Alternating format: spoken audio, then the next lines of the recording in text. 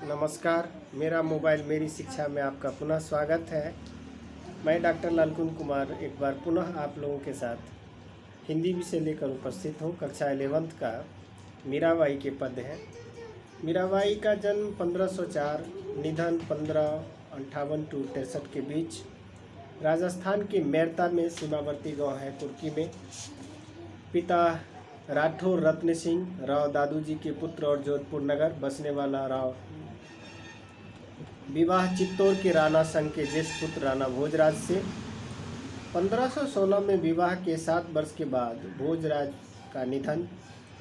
गीत गोविंद का टीका, नरसिंह जी का मायरा, राग गोविंद, राग सोरठ के पद आदि के अतिरिक्त पदावली। शकुन भक्ति धारा के कृष्ण उपासक शाखा के अंतर्गत संप्राय निरपेक्ष भाव प्रभाव प्रतिनिधित्व करने वाली मीरा हिंदी काव्य के अत्यंत महत्वपूर्ण मानी जाती है।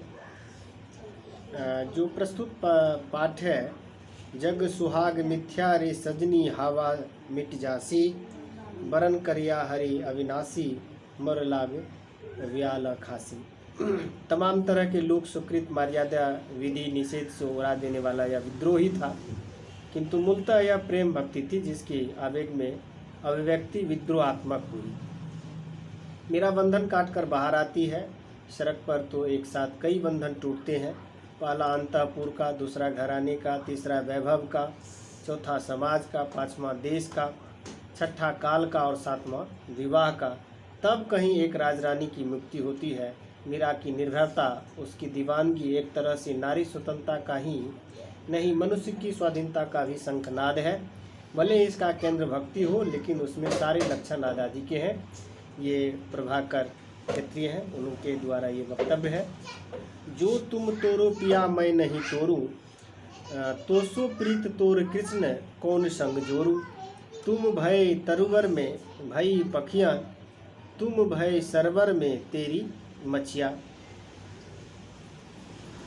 तुम भयो गिरिवर में भई चारा, तुम भय चंदा में मैं भई चकोरा। तुम भयो मोती प्रभु हम भयो धागा, तुम भयो सोना हम भयो सुहागा। मीरा के प्रभु ब्रज के वासी, तुम मेरे ठाकुर मैं तेरी दासी। इस प्रकार से उन्होंने अपने आप को संबोधित किया है। प्रस्तुत पंक्ति में कृष्ण को समर्पित कवियत्री मीराबाई कृष्ण को ही संबोधित करते हुए कहती है, हमारे बीच एक रागात्मक संबंध बना है। यदि इस संबंध को तुम अपनी तरफ से तोड़ भी देते हो, तब भी मेरा एक निष्ठ प्रेम जगा रहेगा। मैं उस संबंध को कभी नहीं तोड़ूंगी। इसका एक कारण है कि तुम्हारे जैसा गुण संपन्न इस संसार में और कोई नहीं। तुमसे बिछड़ने के बाद संबंध बना सकूं, जोड़ सकूं। वैसा हमारा संबंध अस्तित्व या अनुसृत है। प्रभु मेरे, यदि तुम तरवर हो तो मैं उस पर निवास करने वाली पक्षी हूँ, चिड़िया हूँ। तुम ही इस पाखी के सहायक हो। यदि तुम सरोवर हो तो उसमें जीवन धारण करने वाली मैं मछली हूँ, जल ही जिसका जीवन है। यदि तुम पर्वत राज हो तो मैं उसके गोद में वाली हरियाली हूँ। यदि तुम चंद्रमा हो तो मैं एकटक निहारने वाला चकोर हूँ। यदि तुम मोती हो तो मैं क्षुद्र धागा हूँ जिसमें गूंथ कर माला तैयार होती है। यदि तुम स्वर्ण हो, कंचन हो तो मैं सुहागा हूँ।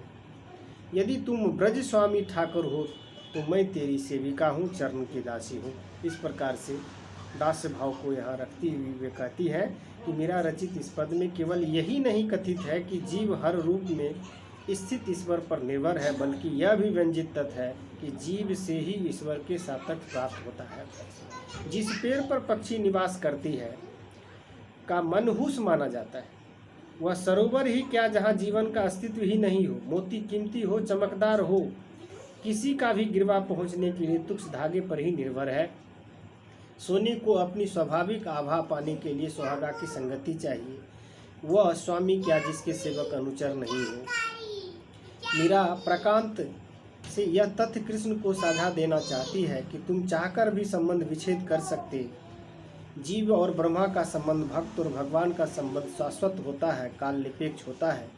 प्रस्तुत पद में मीरा ने कृष्ण के लिए प्रिया, प्रभु, ठाकुर जैसे संबंध संज्ञाओं का, विशेषकर ठाकुर की दासी का प्रयोग रागात्मक संबंध के लिए मान्यता प्रदान की है। रूपक, उदाहरण जैसे अलंकार से सज्जित यह अद्वितीय मारक क्षमता से युक्त है। नमस्कार, पुनः मैं एक बार फिर आपके लिए उपस्थित हूँगा।